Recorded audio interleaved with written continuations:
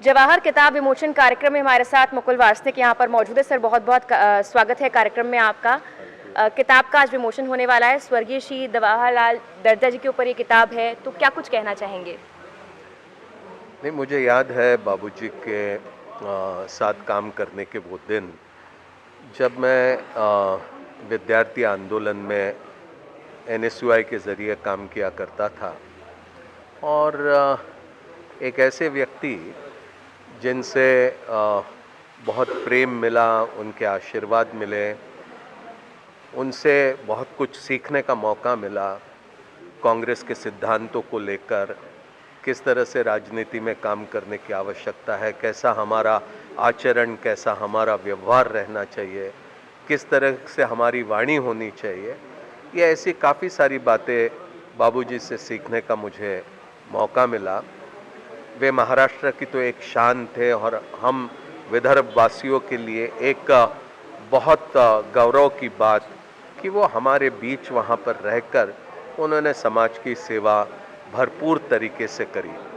जब मैं पहली बार 1984 में सांसद करके लोकसभा में पहुंचा, उन्हीं दिनों में वो बुल्ढाना जहां से मैं चुनाव जीत कर आया था, वहां के वो इंचार्ज मंत्री के हैसियत से भी काम देखते थे, तो तब बहुत करीब रहकर काम करते रहा और लोकमत जिसकी स्थापना उन्होंने करी, उसके ज़रिए हमारे स्वाधीनता आंदोलन के सिद्धांतों को लेकर, गांधीवादी विचारों को लेकर, भूदान आंदोलन को लेकर, विनोबा भावे जी के विचारों को लेकर और किस तरह से एक नए भारत का निर्माण होना चाहिए, इसका भी प्रचार प्रसार इस महत्वपूर्ण अखबार के ज़रिए होता रहा।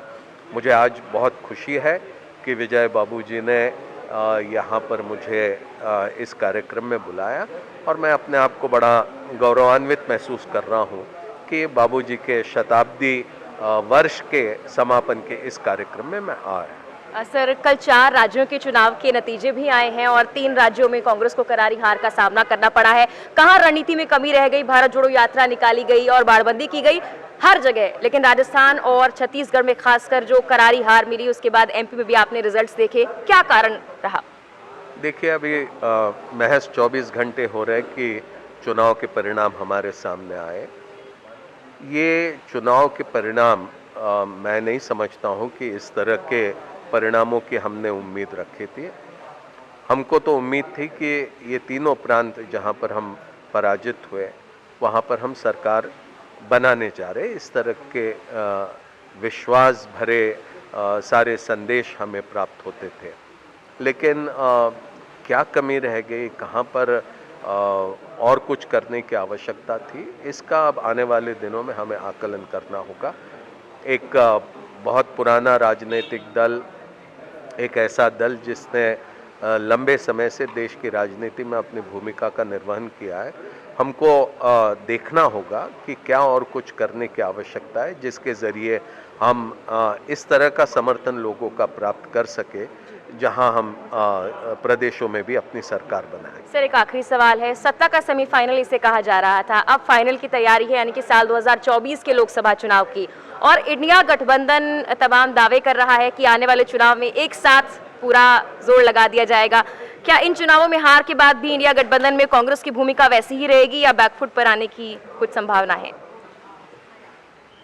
देखिए, हर चुनाव एक नया चुनाव होता है और नए चुनाव में पुराने चुनाव के नतीजों को लेकर अगर आप सोचोगे कि इसके परिणाम भी वैसे ही आएंगे, तो मैं नहीं समझता हूं कि वो मुनासिब होता है। 2003 का ही ले लीजिए, ये तीनों प्रांत जहां पर कल हम पराजित हुए, इसी तरह की स्थिति 2003 में बनी। तब भारतीय जनता पार्टी ने इंडिया शाइनिंग और फील गुड फैक्टर को लेकर प्रचार शुरू किया।